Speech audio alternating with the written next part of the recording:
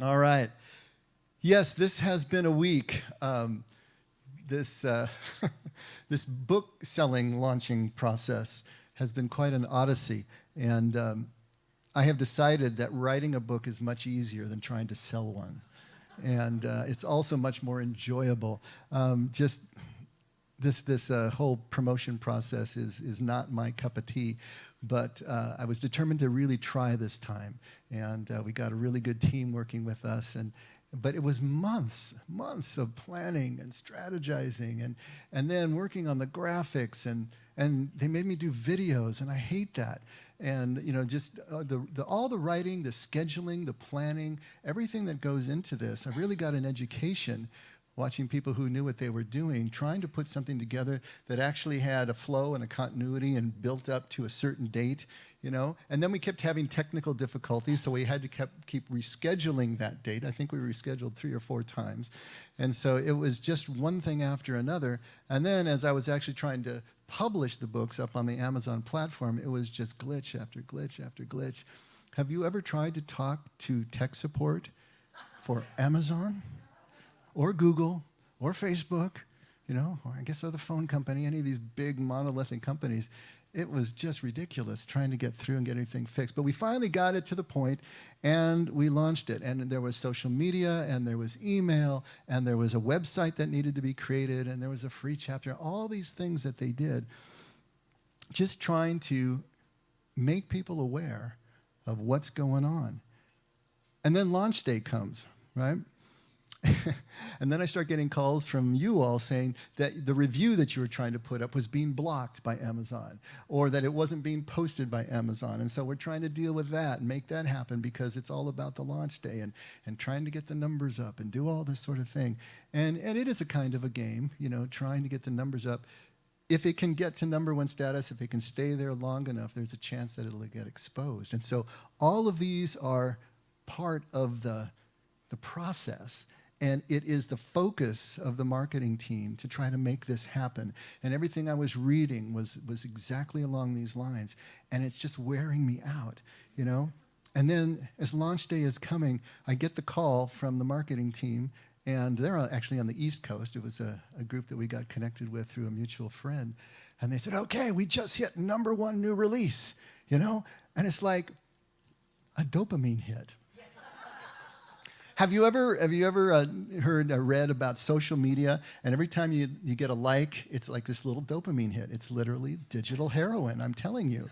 It hits you, so it's like, wow, that's really cool. And then a few hours later, it's like, oh, we just made #1 bestseller. Now, these are in categories within Amazon, so it sounds a lot better than it is, but it's still something that really makes a difference to their algorithms. But they update them hourly. So you're on a roller coaster ride, because it's like, okay, we're #1, now we're #3 and #2. And it's up and down, and so it's like the Lord giveth the dopamine and the Lord taketh it away. There you go, yeah. I had the editor, one of the editors that I worked with early on in the book, he messaged me, and he had seen the status on Amazon, and he was just congratulating, saying, it's great to see it at #1. Now, I just hope that it can last long enough to actually have a chance to catch fire. And that's really the whole deal. Can we get the numbers up, and can we hold them long enough so that it has a chance to catch, that people see it, and the circle of readers grows beyond our own little community and warm market, which is, you all are driving this right now. And so it's like, yes, can we keep this long enough so that it becomes meaningful, is really, I suppose, the word. But meaningful to what? Well, of course, to sales in the market. And I think that's what I was struggling with all day long. As I'm going through this process, and I'm getting these highs and lows and everything, and of course, just the fatigue of this coming to a culmination after so many months. Where's the meaning in all of this? What does it really mean? And we're playing with numbers here, we're doing this, we're doing that, but what does it mean? Well, obviously I believe in this message. I believe in this message, and I want it to get out to as many people as possible. But it's so easy to get caught up in the process too. and just get, it takes on a life of its own, and it's just kind of a steamroller that goes down the track, and you're caught up in it, and you're getting lost in the process, and all that ADD kind of busyness and the dopamine hits, but it's also fleeting.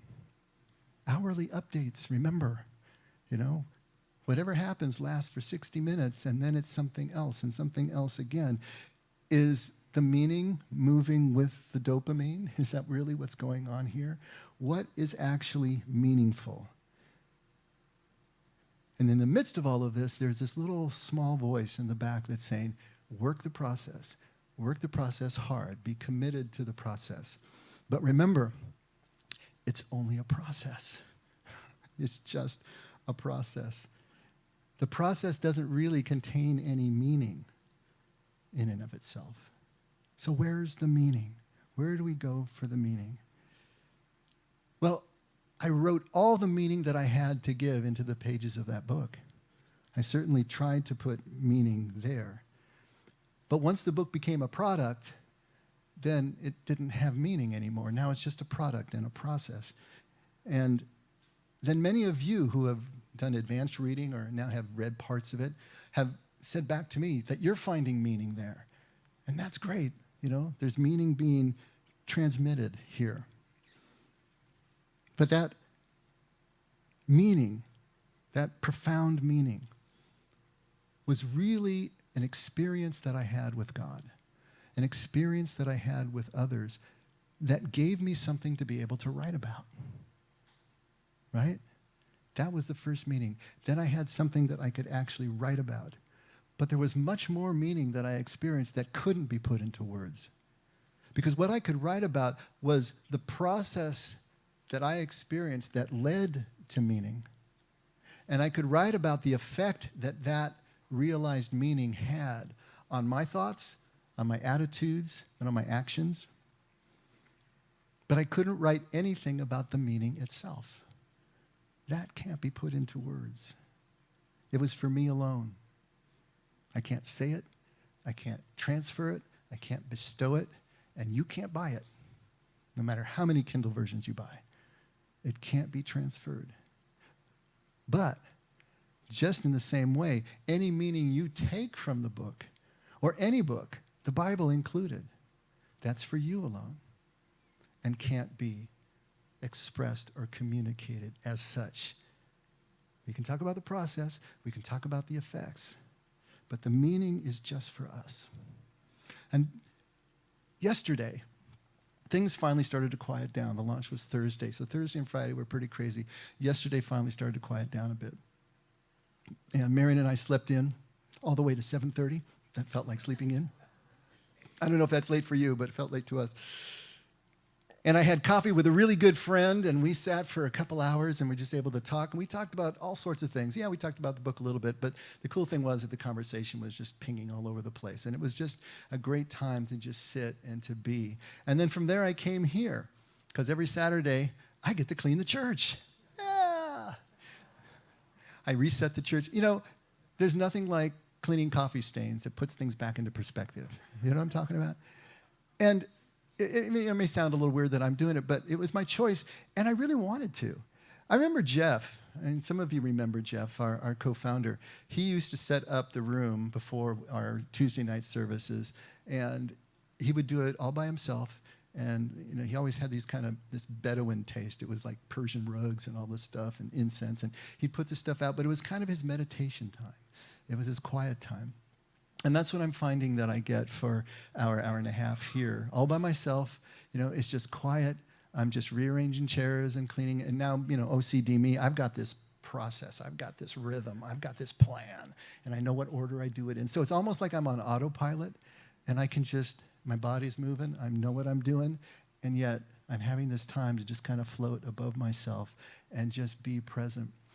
And the whole weeks, the months before were kind of playing through, and I was just kind of aware of them as they were going through, and I was thinking about these past few days and the book and all this activity, and then this idea of meaning came back in. Where is the meaning? Where is the meaning? And just that time of silence, just doing the things that I do here, stuff started bubbling up, kind of like those slow bubbles that come through the mud at Yellowstone. It was just bubbling up and coming up and popping into my consciousness. And I started thinking about the things that really were meaningful. This marketing team, it's a great team. It's just it's like working with the United Nations. Every one of the team members comes from someplace else. It's so interesting. They're based in Alexandria, West Virginia, and the owner, the head honcho, his name is Zev Wexler, and his name in Hebrew would actually be pronounced Ze'ev, and it means wolf, and he's very proud of that. But he's from Israel, and he has a slight accent, but he's thoroughly American at this point. I remember one time he was in Israel, and he called me, and I'm talking to him on the cell phone, and it was just like this surreal experience. I got this little skinny thing pressed up to my ear, and I'm talking to someone in Israel. Does that ever strike you, how incredible that is? I remember I was texting Megan, our daughter. She was going to Norway. She's on a plane over the North Sea going to Norway, and I'm texting her. It's just like, what in the world? This is crazy. But I'm talking to Ze'ev, and he's in Israel, and he's a really tough businessman, really savvy, tough businessman. But as we have as we have continued to work together, and he's gotten to know more about the effect and what we do and me, we've gotten really comfortable. And he's called me now just about tough things that are going on in his life, and wanting to just talk through them and bounce things off me, and just, the sticking points where he was at. And we've just gotten to the place where we become friends. And it was his birthday on launch day. November 14th was also his birthday. And of course, he's working and doing his thing. So I called him just to say happy birthday.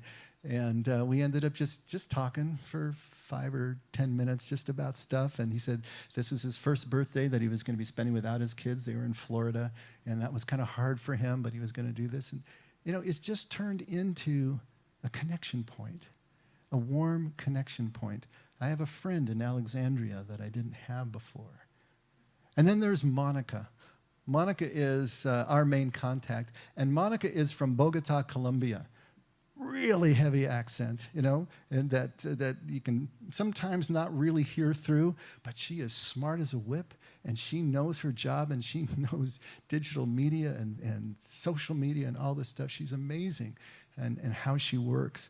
And she laughs at me when I try to speak Spanish to her, and so we have that going for us.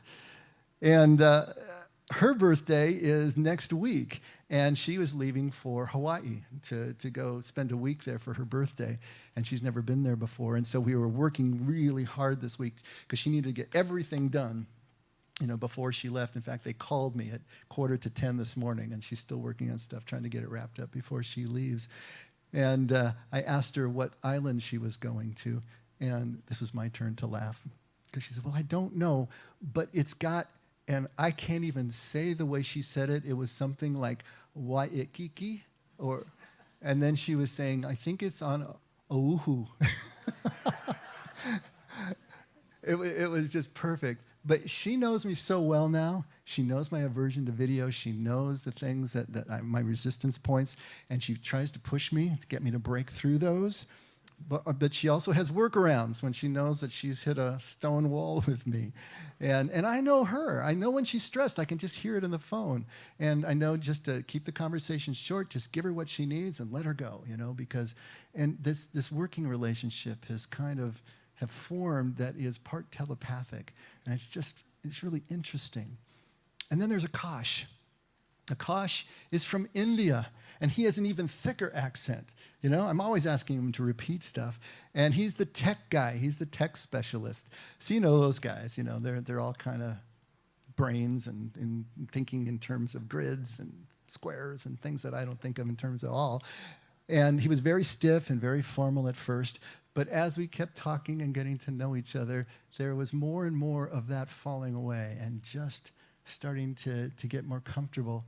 And then I saw a Facebook post of him in a tuxedo standing next to a bride at a wedding. I'm thinking, and I said, he got married. And I thought, how did he get married? I didn't even know he was engaged. That just had not come up. But he's smiling. And so I sent him an email, and I'm congratulating him up and down and telling him how beautiful his wife is, his bride, and we just wish you all the happiness for all the years to come. only to find out he was a groomsman. It has become this running joke with us. I told him, make sure you don't get married until at least Monica gets back next week, because he's the one who's left in charge. And we're just going back and forth with this. And it's just become, it's like he's a different guy, and I can understand him so much better now. And then he did a video. I don't know if it was what called an Instagram story, I guess. He did this little video. And I know it's his job to say nice things about me, but I think a lot of them were true, because that's the way I feel about him now as well. He was talking about the book, but he also said that he knows me. And it was just this great connection. And it's amazing, because there's so much more personality on video than there is on the phone with him. I was just looking at, is this the same guy? Because he was great on camera. And then there's David. Now, I've never actually talked to David. David is one of the art directors, and David is Asian, probably Vietnamese from his last name. But he's the one who has spent hours and hours looking at the video, like the one we're shooting right now. The video feed goes to him, and then he's been clipping out little bits and putting them up on social media and doing all this stuff. So he knows the sermons better than I do at this point. But Monica told me that she was having a conversation with him, and he's Buddhist. He's Asian and he's Buddhist. And he said, but you know what? After watching Dave, I think if I were ever to have a pastor, I'd like it to be Dave. And again, it was just one of those comments that came back, not to pump myself up, but just to show that a connection has been made. All these connection points, from Israel to Colombia to India to Vietnam, and then there's all of you. And everybody that I was interacting with all day Thursday and all day Friday, all those messages, whether we were trying to solve a problem and get through it, or whether you were congratulating me, or whether you were just saying, I bought a book, yeah, I left a review. Amazon didn't take it, but I left it. And it was just another whole slew of connection points, all these connections. And it was just an amazing experience. A book, right? A promotional campaign, a book launch. Where's the meaning in any of that? Where is the meaning? Y'all know about Maria Montessori? You ever have a kid in a Montessori school or anything like that? Yeah. She has a great quote that was actually the whole premise of the string of schools that she set up. And that is that play is the work of the child. We're looking for meaning here. Maria says, play is the work of the child. Let me read a little bit of what she says. Play activities are essential to healthy development for children and adolescents. Research shows that 75% of brain development occurs after birth. 75%. Only 25%, and then the rest has to happen outside. The activities engaged in by children both stimulate and influence the pattern of the connectors made between the nerve cells. This process influences the development of fine and gross motor skills, language, socialization, personal awareness, emotional well-being, creativity, problem-solving, and learning ability. The most important role that play can have is to help children be active, make choices, and practice actions to mastery. They should have experience with a wide variety of content, art, music, language, science, math, social relations, because each is important for the development of a complex and integrated brain. Play that links sensory, motor, cognitive, and social emotional experiences provide an ideal setting for brain development. If play is the work of the child, toys are the tools. Don't you love that? Toys are their tools. Through toys, children learn about their world, themselves, and others. Toys teach children to figure out how things work, to pick up new ideas, build muscle control and strength, use their imagination, solve problems, learn to cooperate with others. See, we look at a child's play. We call it child's play, right? Dismissively, it's child's play. Yeah. But we look at a child's play, and we pat them on the head, and then we turn to our serious adult matters, Because that's where significance really is, right? That's where meaning really is. We imagine that our books, our politics, our causes, our campaigns, our finances are where real meaning is, not in the play. And we get all caught up in it, both with our dopamine and our traumas. Richard Rohr puts it really well. Let me read a little bit of what he says. He has a great line about the tasks within the task. He writes that religion and various models of human development seem to suggest that there are two major tasks for each human life. The first task is to build a strong container or identity. The second is to find the contents that the container was meant to hold. Okay, got that? First half of life, you're building the container, the platform, the identity. Second half of life, what do you put in that? What really is that container supposed to hold? The first task we take for granted as the very purpose of life. That's what we think. This process of the book, that's the purpose of it. That's the whole enchilada. And this does not mean that we do it well, but because we're so focused on it, we may not have even attempted the second task. During the first half of life, we invest so much of our blood and sweat, eggs and sperm, tears and years that we often cannot imagine that there is a second task or that anything more could be expected of us. It takes much longer to discover the task within the task, as I like to call it. What we are really doing when we are doing what we're doing. We had to do the wanting and the trying and the achieving and the self-promoting and the accomplishing. In the second half of life, we start to understand that life is not only about doing, it's about being. Most often we don't pay attention to this inner task until we have had some kind of fall or failure in our outer tasks. Right? You got to get to the point of powerlessness. You got to get to the point of vulnerability. You got to get to the point of humility. You got to get to the point where you realize that you are not in control. The illusion of control is what blocks us from ever finding Jesus' way, from ever being able to really enter into kingdom. But when we fail, when we fall, when we go to our cross, whatever it happens to be, that's when everything becomes possible, because the curtain is pulled and we can see that the emperor has no clothes. We can see that the process is not the end and the meaning, that there's something within it that we're supposed to understand. If the agenda of the first half of life is social, meeting the demands and expectations of our circumstances that our circumstances ask of us, then the questions of the second half of life are spiritual, addressing the larger issue of meaning. The psychology of the first half of life is driven by the fantasy of acquisition, gaining ego strength to deal with separation, separating from the overt domination of parents, acquiring a standing in the world. But then the second half of life asks of us and ultimately demands relinquishment. Relinquishment of identification with property, roles, status, provisional identities, which will in the end be experienced as a newfound and hitherto unknown abundance. It was Meister Eckhart who said that the spiritual journey is much more about subtraction than addition.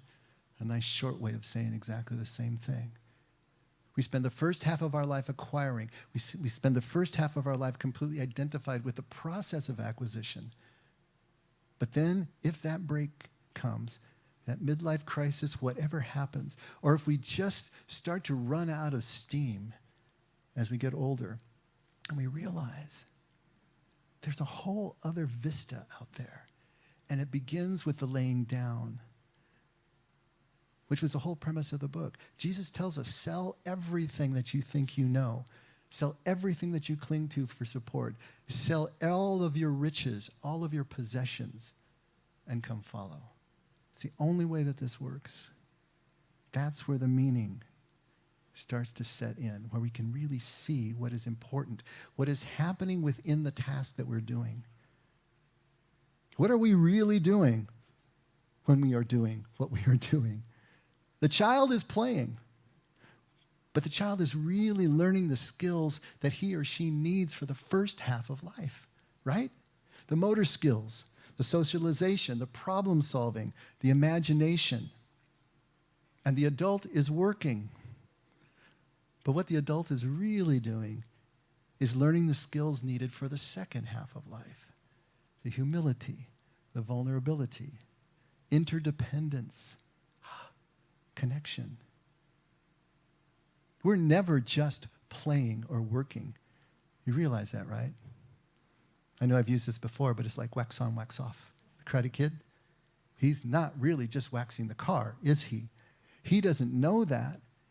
And it bothers him after he waxes the car and sands the floor and paints the fence and does all of that, until he realizes the skills that he has learned in all of that doing are exactly what he set out for at the beginning.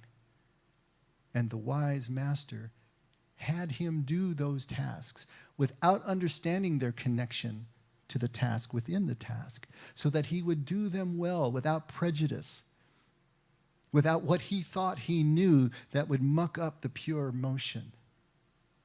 Why do we have to enter life as a blank slate? Why do we have to, each child have to start as if he or she were the first child ever born? Doesn't that seem counterproductive to you? Shouldn't we be able to learn and have something that comes over in our DNA somehow, so we don't have to start just at ground zero? But that's the point, isn't it? If we thought we knew something, and when we do think we know something, that's what's mucking up the process and the system. The child is the one who comes to the task completely pure, with a beginner's mind, and can do that thing purely, without anything messing up the process. And then the adult comes in and can finally make the connection and see that the task within the task, they've already got the skills. It's in the muscle memory. They're doing it. They thought it was all there was and the purpose of life and the meaning of life, only to realize it was just the outer shell that contains what it is that we're here to do. We're never just working or playing. We're connecting. That's the whole point.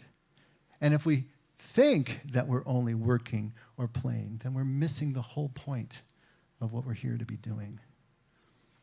Can you see that? Can you see how we get lost in the process? We get lost waxing the car. We get lost sanding the floor. We get lost selling books. And think about whatever it is that you do in life.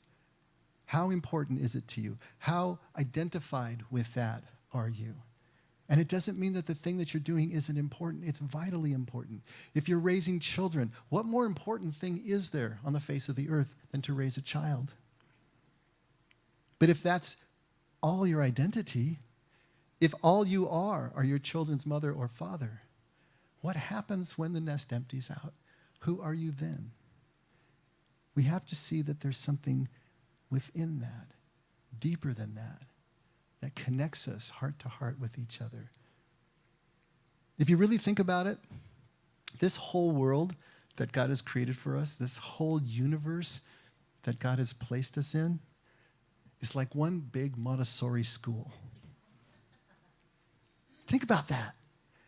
You know, you walk into one of those schools and it's all decked out, it's all set up with all the bright colors and all of the things that attract children, engage children. It has everything that their scientific research has shown them is really going to be able to launch this child the way this child is supposed to be launched. You don't think God is a better program director than that? What he has done is created a universe that gives us all of that, all of the bright colors, all of the things that we need to stay interested, stay engaged. But we have to understand that what we are doing here is the outer task that is giving us the skills to be able to do the inner task. We are learning what we need for a deeper purpose, and we can't lose that, or we lose everything about life. One big school for us to learn how to connect and how to love as God loves. That's why we're here. How do we do that? What is the purpose of a book? The purpose of a book is to connect a writer to a reader. That's the purpose of a book, isn't it? What happens in those pages as you read them? Where do you go? What plays in your mind? You know Stephen King, who wrote about on writing, he wrote a book called On Writing. He calls it telepathy. He says writing is a form of telepathy. He said all these scientists trying so hard to prove that telepathy works. He says all you need is a book. He says here I am in my safe place writing this right now. And it won't be published for at least 3 years, 2 or 3 years. So wherever you're sitting right now reading this, I am connected to you in my safe space to your safe space.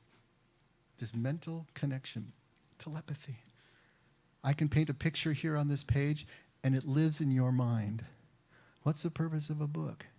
To connect a writer to a reader.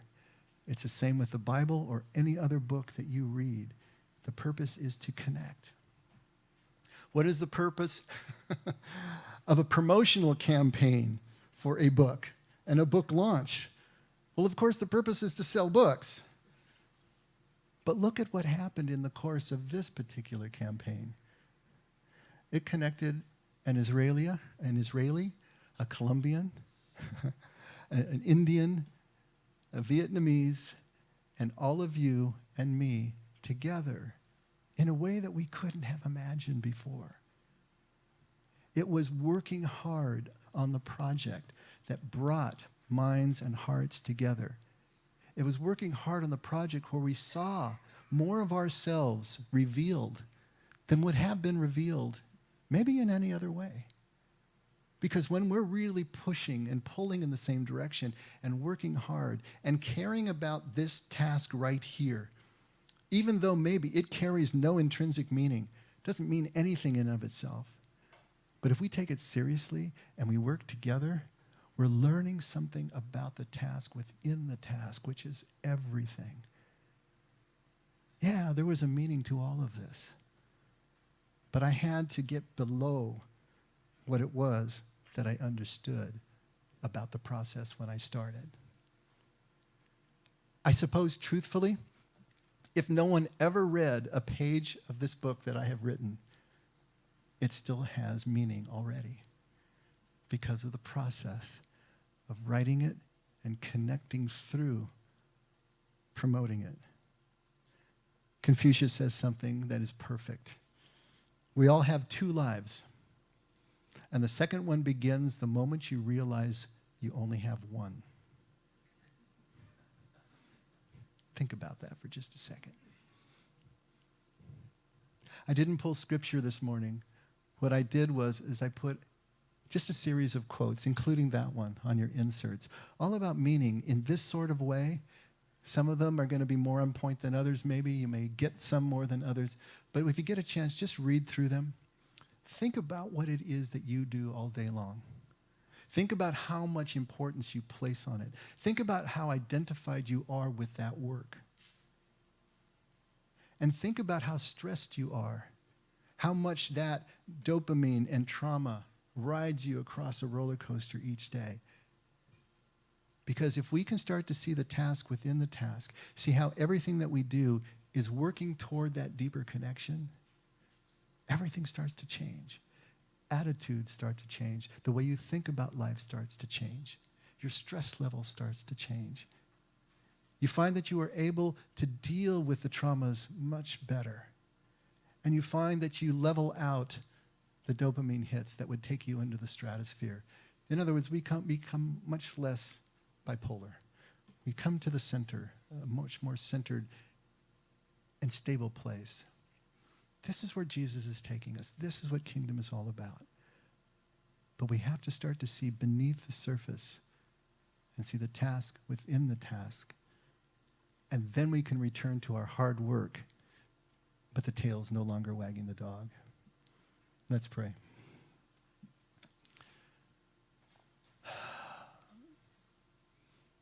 Father, thank you for our beautiful school. Thank you for creating everything exactly as you have, even though sometimes it hurts, even though sometimes we wish and pray fervently that it were different. Even as we try to work to make it different, Help us to see the reason it is the way it is in your infinite wisdom, a place for us to be able to learn exactly what we need to fulfill everything that you've given us to do. Help us take this journey just more willingly. Help us to let go of the resistance points that keep us from really leaning in. Help us to see the unity that is in everything that we do if we will just lean into that. So thank you, Father. Thank you for giving all of this to us and never withholding anything, for loving us. Never let us forget we can only do any of it because you did it first. In Jesus' name, amen. Let's all stand.